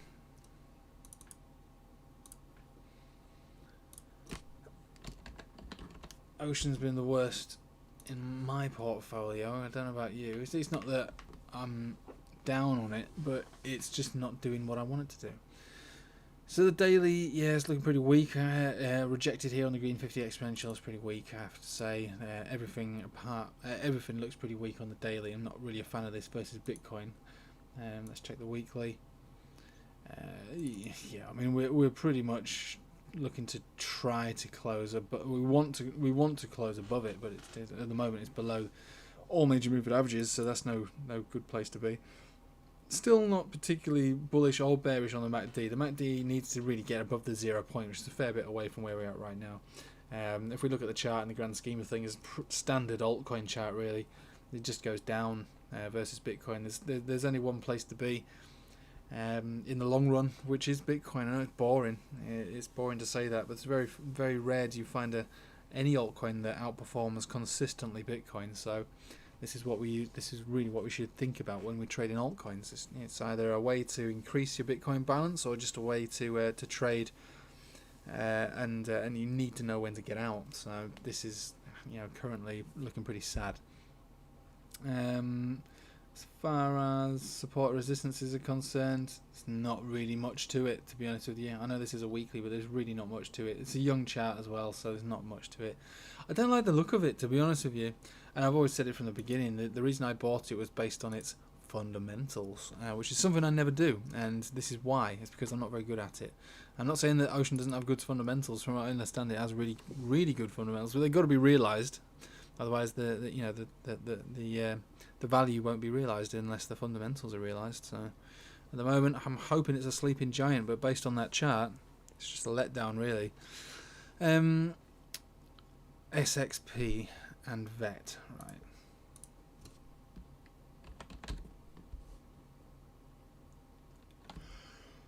Oh, excuse me. Right, SXP. Okay, so we caught the bounce. This is what I made that video on that time. So look, we come down to an area where we could potentially bounce from. If you've got the balls to buy, you could buy, and it's worked out so far so good for those who did it. I didn't do it, but yeah, we're getting a rejection here, and we're trying to remain above the 200 exponential. 6,000 sats as well, so a nice round number for people to remember, which is probably another reason why it's there. People like round numbers, don't they? They've always liked them. Pretty oversold, I'd say, on the MACD, but it's very steep, and on the RSI as well, relatively oversold, and the money flow index. But the money flow index doesn't often, it's not very good at picking up bottoms, I have to say. They're very misleading bottoms. So I wouldn't really think about that as much as even the RSI has not been very good on this one. So it's a matter of resistance support, I would say, and it's the 6,000 sats zone. Oh, what's going on here? Where were we? The weekly, wasn't it? Oh, I don't know what's going on anymore. This has gone weird. This has all gone weird again. This has all gone weird. Is that really where the moving averages are supposed to be? No, they're not. Okay, so in that case, yeah, it looks like it wants to turn down again. Yeah. You have to give it 10 seconds. This this hyper trader sometimes you've got to give it 10 seconds. So yeah, in that case, then yeah, it's looking weak. It's looking pretty weak. 6,000 sats is the psychological number, but based on the chart, it's not looking very good. Bollinger Bands are pinching here on the 4 hourly, and in all fairness, that's not the worst MACD kind of side. It does show a bit of potential for a break to the up, but only based upon the fact that it's moving up and it's not above the 0 point or anything like that. So we're below the cloud, below movement averages of all forms. So and in fact, not that we could really call it a short signal. That is a short signal, but it was formed out of a dump. So I'm too scared, and I was probably right not to buy in on it where I said to do it, even if it was just for that little measly 10% bounce or whatever it was. Let's have a look at VET then, shall we? VET to BTC. Right, so we'll give HyperTrader a little bit of chance to catch up. For those moving averages do like to move around a bit. So so we've charted this one out in the past, and this is the area that needs to reclaim before we go into a savage uptrend. And we were rejected massively, really badly from it actually. This is versus Bitcoin, so 24% versus Bitcoin. A nice buyback, but below moving averages as well, but above the 200 exponential. Snaking down, histogram's ticking down, so this doesn't particularly look that strong either. We're looking for a bounce 10x, the 200, 2, 3, 4 kind of vibe sats. Let's check the weekly, see if that looks bad or not. Okay, so it's below the center of the Bollinger Band. Hopefully we can remain above the 21, which is mainly more or less where we are right now, 250 sats. We're not really bullish at all on this weekly, I would say, either. So it really is a matter of waiting on this one to reclaim this zone 300 sats, and then it will really go to town, all the way up to my next sell order, 386. But for the moment, it's weak. It's weak. It's been rejected, and it was a failed breakout for So yeah, there's nothing on it to suggest anything significant on that one. It's a bit of a lagger. Nothing to write home about. OMG. Let's have a peep. To tether. Okay, 4 hourly's not bad at all. 4 hour looks quite good. Let's start from the weekly. A nice reaction there. On the weekly, so pullback all the way down to the 10 exponential and a massive buyback, so this looks really good. This one's bullish on the weekly, definitely, and let's take it to the daily. Bullish on the daily, and it's actually quite slow and steady. So if you think about what we're seeing here, it's been in a slow and steady uptrend, getting your opportunity to buy at the 21 exponential, boing, and again 21 exponential, boing, 21 exponential, boing, and now we're on the 10. So I mean, as far as entry points, that's completely up to you where to do it. You're at the top of the Bollinger Band here, so yeah, if you do go higher, then expect to a pullback at some stage. Look, it's a bullish chart. Weekly and the daily and the 4 hourly all looks really good. But you know, your entry point is your decision. You know, I'd wait for an opportunity to get either at the 10 or the 21, which seem to so far be so good. The golden cross has formed, which you know, we do expect retests of, you know, deeper dives, but it doesn't have to happen. I'd say you know, this is just a rough guess, but it would appear that you know, about 70% of the time we get a golden cross, you get a dump into it, and that's kind of normal to, you know, to retest how strong it is. But so far the uptrend is currently pretty strong. So let's think about areas where we need to reclaim from where we are right now. We've pretty much done them, really.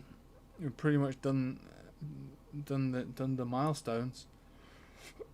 I'd probably say that is pretty much it, really. So we've got our resistance, breakdown here, breakout, and then resistance here. So we've reclaimed that, and the moving averages are slowly but surely getting above it, which will make it stronger as well. So I like the way it looks on all time frames. Yeah. So that's a good one. Right. Sorry, not joined the Patreon yet. Is there a way to support the Patreon with crypto? No, I'm afraid not. There isn't. No. XRP off the rocket ship. Off the rocket ship goes. Right. You can see you've got an XRP logo. So I think we've already looked at XRP. I suppose the rocket ship must be getting refueled at the moment. I'm not against XRP. I'm very much in favour of it, but it's a bit of a lagger. Do you know anything about coming to Binance anytime soon? I think I might have heard something a few months ago. I don't know. I'm sure everybody says everything's going on to Binance at some point. I don't know.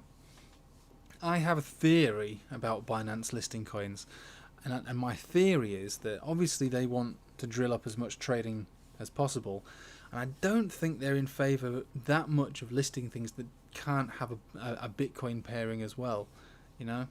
And I don't think OMI or OMI or whatever it's called would be able to have a Bitcoin pairing because its value is so low.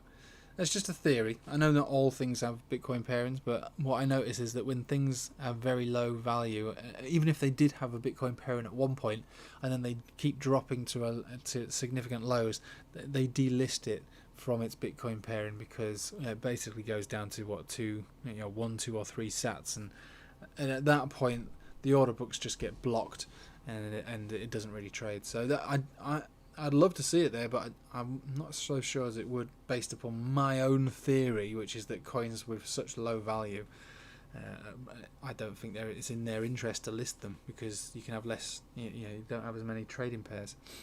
That's just me though. Could have a look at EOS. Yeah, let's have a look at that, shall we? It'll be the same old thing. It's a different chart than it used to be. It was a much better chart before the May breakdown. And so now what we look at is basically reclaiming areas of support and resistance. So before we had a very clear, an obvious trade setup, massive consolidation coming to an end, accumulation, buy into that, first pump, breakdown, conversion baseline cross on the weekly, continuation up to the giant demise. And so it's as simple as this, I would say. Look, until we start to reclaim these basic levels of resistance, I can't get bullish on it really. I could accumulate, which is essentially what these levels are. This is an accumulation zone, I suppose, but it'll be slow and painful because there's no buying signals on it. Every time you think it's going to do something, it just dumps down, and that's what it always has done. So it dumped down from this level, which historically didn't really have any reason to dump down at that level, $6.30. But unless we are above $5.20, I'd say, then I can't get particularly bullish on it. Being above $7.40 is where it really gets bullish. I'm very in favour, not just in favour because I want it to, but I think it will. I think it will have another one of these big breakouts again, but I can't entertain the idea of it going bullish until we get above these basic levels of resistance and staying above them. And $5.20 is the first one. If we look at the way that the weekly looks, it looks pretty crap. There's nothing about the weekly that looks good. The daily, Again, you know, golden cross, but you know, likely to get death crossed. You know, in fact, is the hyper trader telling me the truth, or is it telling me porcupines? Is this the way it really looks? But yeah, it must be. So we're below all major moving averages on the daily, so not massively in favour of the way it looks on the daily either.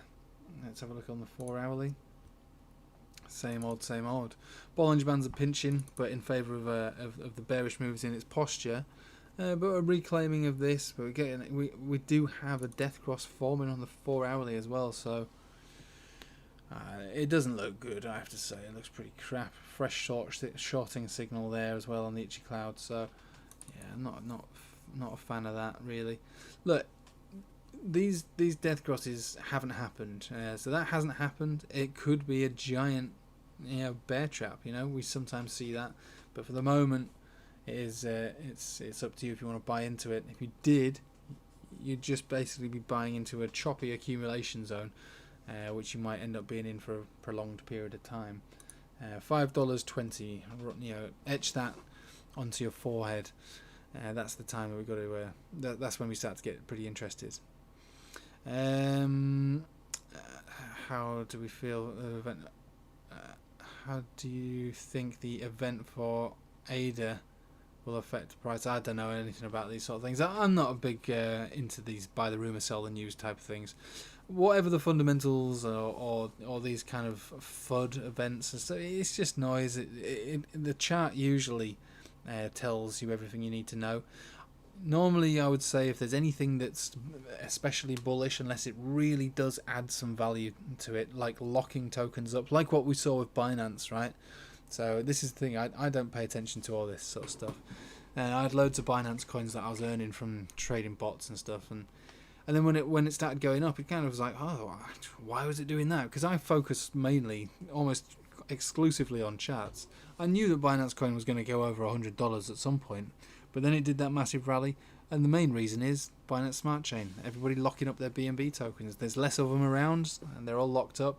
The price goes up. That makes sense, and it's held its price as well. It never really came back down to those levels, you know, below $40 or whatever, which is, you know, which was where I accumulated the vast majority of my BNB, almost all of it below $40.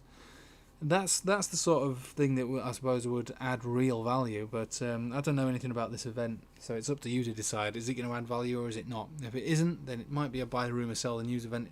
Usually something like a mainnet, for instance, is a buy the rumor, sell the news. A mainnet gets launched, the price dumps. You know what I mean? They're like non-events, to be honest.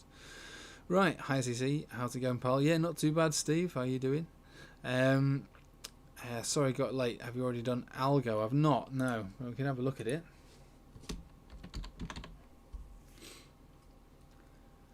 We'll do a tether pairing. Okay, so that's a 4 hourly. We'll start with a weekly. So the weekly, so far so good. If it can close above the $1, we'll call it $1.90. I'm okay with it, and it might even continue from there. Weekly money flow index is peaking, but it could easily go higher. RSI could easily go higher. Every aspect of it could pretty much go higher. And do we have one of those crosses? We don't, and it'll be a contrived cross, so we'll have to see what it looks like maybe in about 2 or 3 weeks to see how this signal's played out. But if it does play out, this is one of those signals that we like to see, a continuation from that signal. But again, this is very extended weekly, extremely extended weekly. So the weekly began there and is potentially ending here, so it's been a decent week just for the candle body itself. You know, let's bring it down a little bit to the daily. I think it's only a matter of time before we get a retest of the moving averages. I'd like to see these you know, get above the main area of resistance, which hopefully support before we do that. But now that we looked at the daily, we do see a no, we don't get it. No, I thought we had one of those decent signals, but we didn't have it. We got it deep inside this cloud, so it doesn't really count. Okay, so I think it is just a matter of waiting to see this consolidate now at this point. And if we can consolidate and hold above $1.92, we should have continuation from there. If we break down from there, it's just a matter of being as bullish as possible on this, considering what we've seen. It should get picked up around $1.69, $1.70 or thereabouts. I'd get bearish obviously if we broke down below $1.52. But I find it hard to imagine that happening considering what's happened. But I don't understand why it did it. That's the thing. I really don't. I mean, I know we got a golden cross and we had a nice looking chart, but for it to have such a dramatic reaction, I really don't understand it. This is why I'm saying, you know, something is going on with CBDCs, and you know, whether it's us that knows about it, you know, we don't know about it, or it's whales picking up, I don't know. But that chart was no better than a lot of these other charts that we've looked at, but the reaction in that dump was absolutely unbelievable. But based upon the chart itself, it should come down a bit. With a read on the money flow index of 92, it's not that high, but is that the highest it's ever been? Yeah, it was. So it hasn't really liked being that high in the past. So consolidation from here should happen. The chart though would remain very much bullish. All the way down to, well, maybe not that far, but technically it could, all the way down to like $1.32. Would still have a chance to continue up. The weekly, we're going to have to watch the weekly over the next couple of weeks, you know, to decide whether it's going to continue or if this is just going to be another one of those, you know, pumps that ends up consolidating.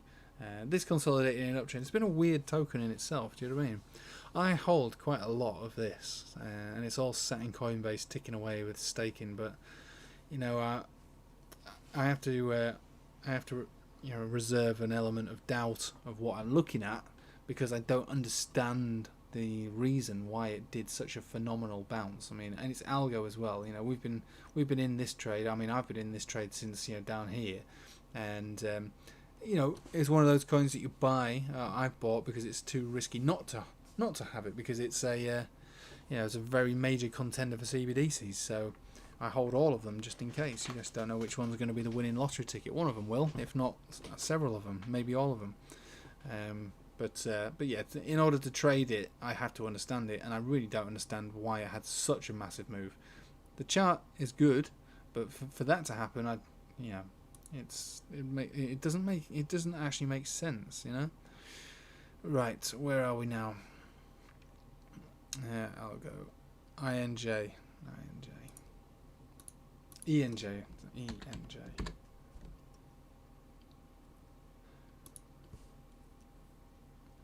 Right, so that's a decent looking chart on the daily, coming down to test the 200 exponential. The reason I say it's decent isn't because, you know, we're not currently uptrending still, but we have dumped down into a golden cross, so retested pretty much the 200 exponential. Nice reaction from it there.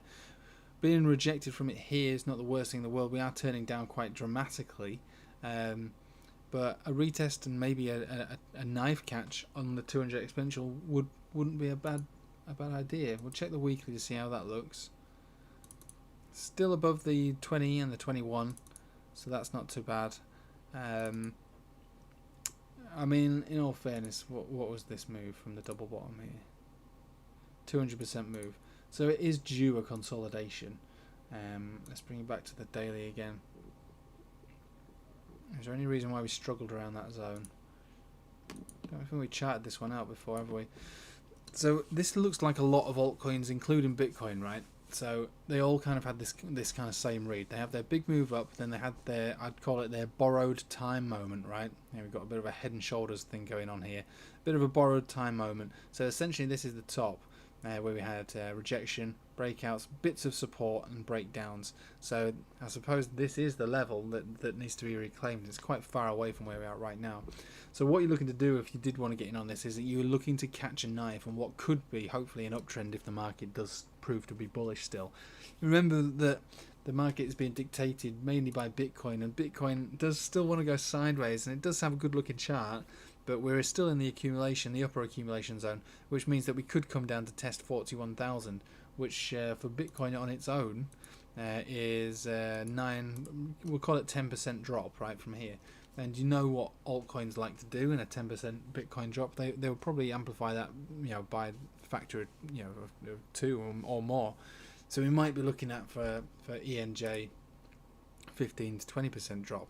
So that would be overshooting this and going down to what would be maybe this level down here, $1.15, which is basically, if you think about these levels of supports down here, $1.15, and that would be a 30% drop. So yeah, risk to reward, it depends on your time frame, but yeah, that's the clear resistance, and this would be its own support if the market didn't pull back with it. I think it's likely that we do come close to that, and that is $1.50, flat number as well. You know what? I'm just going to do one more. SXP, we've done that. All right, let's have a look at Sol. No one ever. We never look at Sol on here. Let's have a peep. We'll check BTC pairing. Right, super turbo bullish mode on the daily there. How high were we over here? 92. How high have we been in the past? 92. So based upon that and this read over here, looks pretty high. Does look pretty high.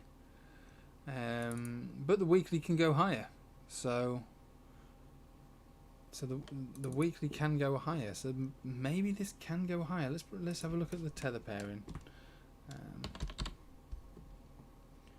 I mean, this is massively bullish. Everybody's banging on about Sol being the new Ethereum and stuff, and maybe they're right.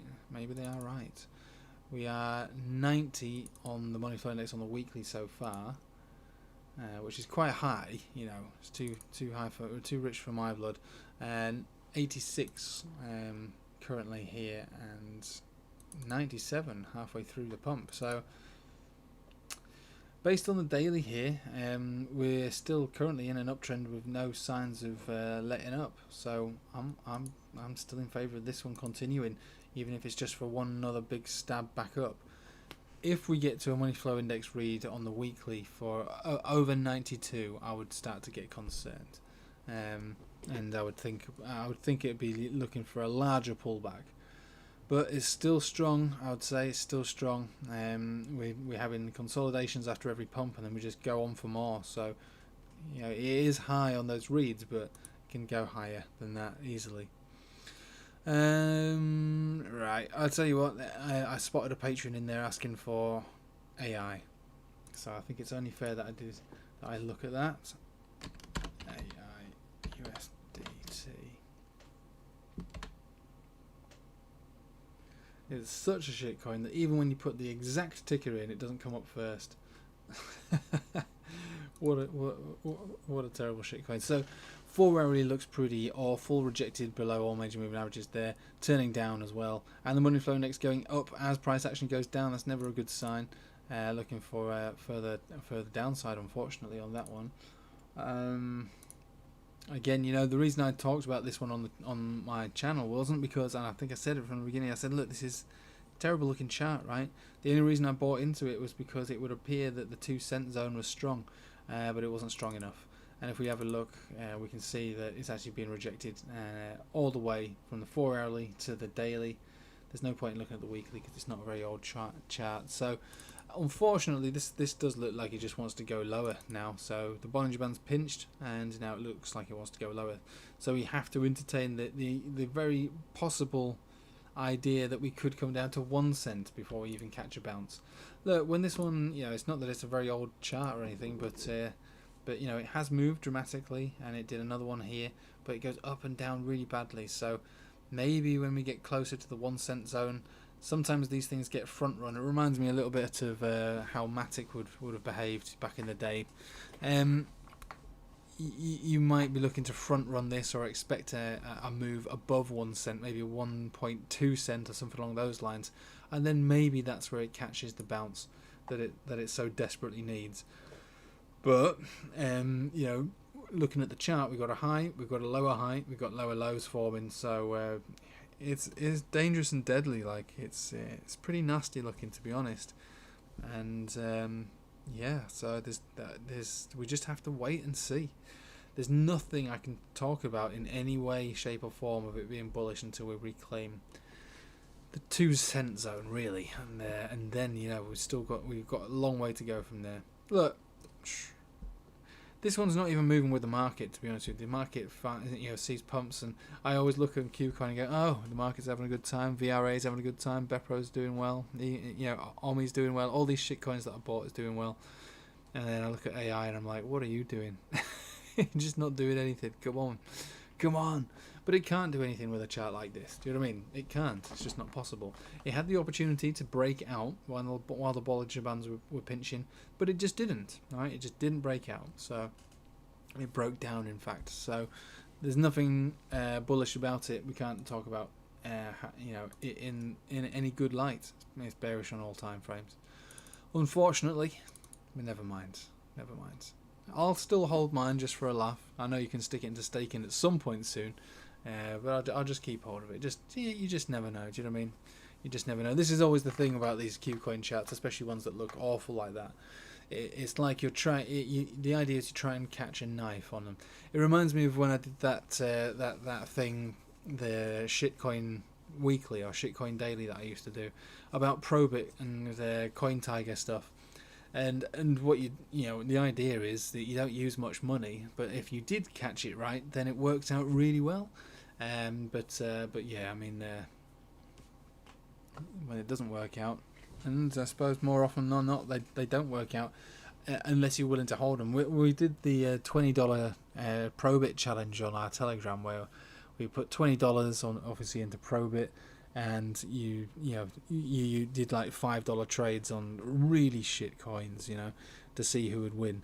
And I think the vast majority of us lost for a long time. We forgot about it. And then after about 6 months, we loaded our Probit accounts up, and they were all up, like not much, like 300%. And we're like, oh right, because one point, I was taking massive risks on my $20 challenge, and yeah, I was down. I was down I was down by half. I was like, oh well, this is why it's a $20 challenge and not a $10,000 challenge, because these are shit coins, but then, long story short, it worked out. It did work out, and this one might work out. But again, the operative word is might. If you're basing it on this chart right now, it doesn't look like it's going to work out at all in the short term, at least. Anyway, got to find a new low, I'm afraid, until we decide to bottom out from there. The bottom is not in. We don't know where the bottom is yet. Right, well, I'll tell you what, guys, I appreciate you sticking with me, and I'll see you all on Wednesday, and we'll keep a close eye on some of these coins. The market generally, in my opinion, overall, when we're basing it upon the market itself, looks fine to me. The market looks fine. In fact, it's shaping up to look really good. And for the rest of the year, I'm very bullish on it, and I do expect it to pump double from here, as far as the market cap for the entire market is concerned. And with the Bitcoin dominance chart, looking so bearish, even that we are bouncing from these supports, it does. I would say that it is still bearish at this stage now, and this area could easily break down, which means that altcoins will pump with the market, and the market looks good. But in the very short term, I am prepared, and not that I expect, but I'm definitely prepared for more downside. But the upside, in my opinion, will outweigh any downside that we get over the next 2-3 weeks. And then when this turns around, which I'm pretty confident that it will do, based upon the weekly chart, pretty much on everything we've seen, and the weekly chart on the total market cap and on Bitcoin, everything looks pretty good. But if we get further downside, like I say, it's all just noise. There's certain levels, certain criteria I would decide to bail out, which would be below $38,000 for Bitcoin. I would definitely start to get pretty scared at that level. But for the moment, I am pretty alright with the way things look. But short term could get a bit choppy, a bit noisy, a bit messy. And yeah, just like I say, you trade your way, I trade my way. My trade is always based on weeklies, and I'm not scared of the way the weekly looks. This is a bullish weekly. Right, thanks a lot, everybody. Enjoy the rest of your weekend, and take it easy.